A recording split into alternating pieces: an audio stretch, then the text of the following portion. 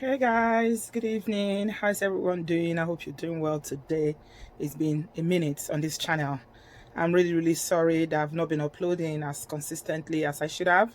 I took a break from this channel initially because I fell off the wagon for my diet, which I announced, very publicly here.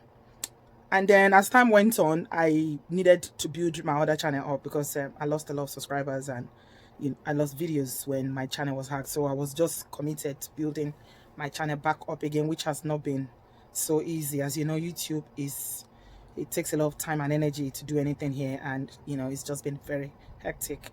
Anyway, I'm back now by the grace of God, and I'm happy to be able to put out a video to you guys today to talk to you, just to touch base, to find out how everyone is doing. How is your journey with the weight loss thing? I mean, the pandemic was a period that was really difficult for everybody.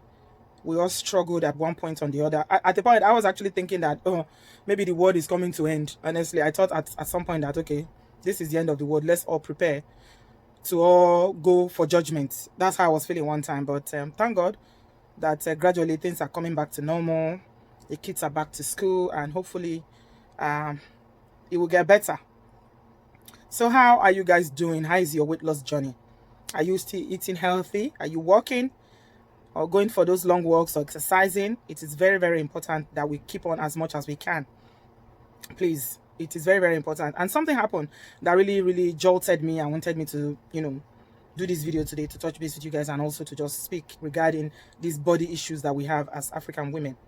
I posted a video on my other channel, on my main channel, Bodoibo TV, where I was talking about this lady that went to do cosmetic surgery in Turkey and sadly lost her life.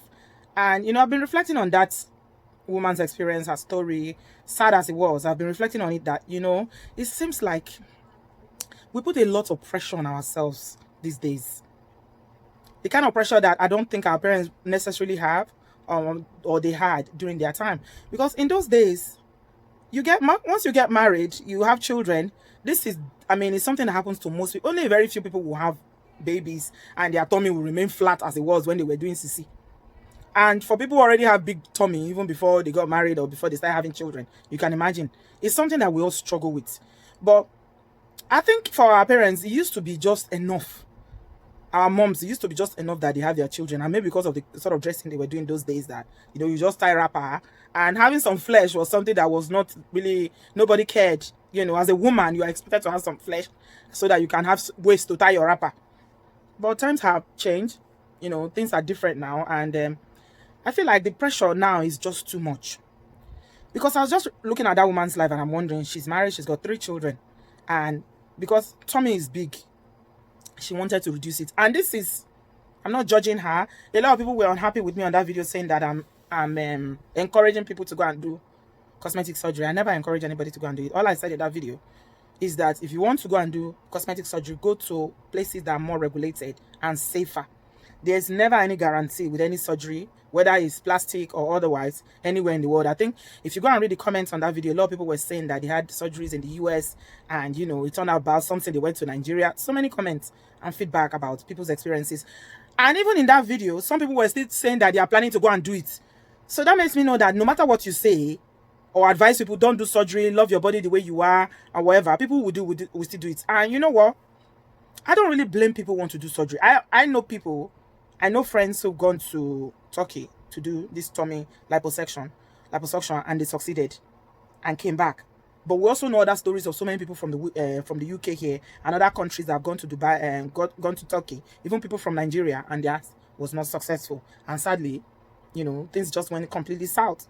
So it's not that here nor there. I also know people who went from the UK here to the Dominican Republic and had this fat transfer from their belly to their bum, and all that, all this reduction, I don't know what they call them, different kind of. And I know it's okay for people to always come and say, I love your body the way you are, love your body the way you are, but it's these same people that are saying love your body the way you are that will first come and insult you and abuse you when you take a picture and post it.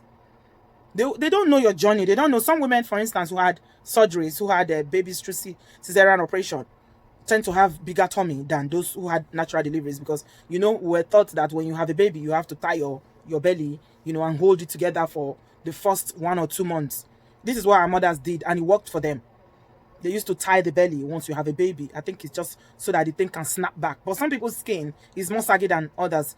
You know, some people have really loose skin that any fat that they have in that tummy region, you know, it will just drop. Their tummy will just drop. And some people have fibroids. Fibroid is another thing that we don't consider. A lot of black women have fibroid, whether you have kids or not.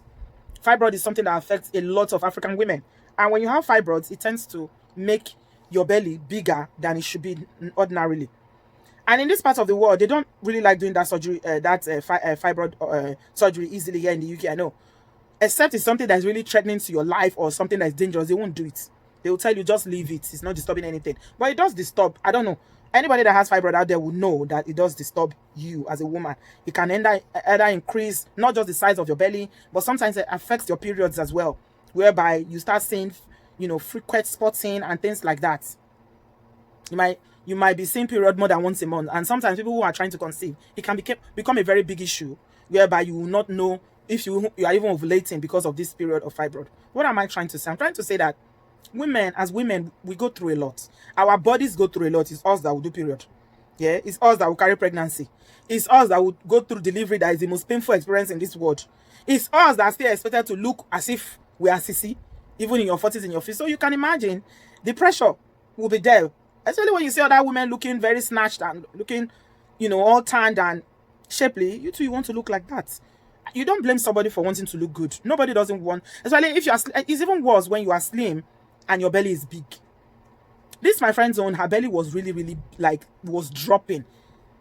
And there was nothing we didn't say to discourage her. She said she must go.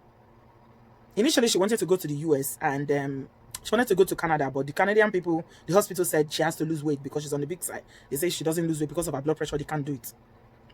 But places like Turkey, nobody's going to care whether you lose weight, you don't lose weight. Those ones, they're after money. And then somebody said something that is so very important in that video about the aftercare. That when you do the surgery, they don't really put much effort into the aftercare because people just want to go and come back like within 1 week. You want to go and just, but it's not something that you should just do like that. It's something that, first of all, they need to have your history, your medical history. They need to really know you properly before they even consider whether they will do it. And after you've done it, there's a lot of aftercare that you need.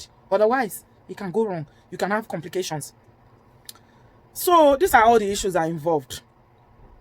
Are people still going to do plastic surgery, even with the experiences of so many people that have shared on Obodo Ibo TV? Of course they would do. Women will do what they want to do, no matter what you tell them. They would do. And hence, I was of the opinion that if you want to do, I'm not saying don't do, but please go to somewhere safe. Don't go to Turkey. And I think somebody even came and said, how can I be saying that people shouldn't go to Turkey? I think that one is just one mumu person that has no sense. Because anybody that their sense is complete will not still open their mouth now to say, me, I should tell somebody to go to Turkey. Do you know how many women in the UK have gone, that have died from Turkey? Anyway, so this is the pressure. The pressure is on. We all want to look tan. We all want to look fit. People say, go to the gym, exercise. We all know this exercise thing is not a joke. It's not easy. It's a lifestyle thing that sometimes you start, you are not able to complete it because, again, as women, we have too many commitments. It's you that will go to work. It's you that will cook. It's you that will make sure that the house is taken care of. The children are taken care of. The husband is taken care of. And if you are people like me that I still have Obodo Ibo TV to contend with, then you can imagine what is on my plate. Too much. So you are just tired. Sometimes once you open your eyes like this till night, you have no break. Some people have 2 jobs. So these are all the things. But what can I say? I can only advise and encourage that we should try, me inclusive, I'm talking to myself as well as I'm talking to you guys now, that we need to try to do, you know, no matter how hard it is, let's try to be conscious of it and still carry on in whatever little way. Every little helps.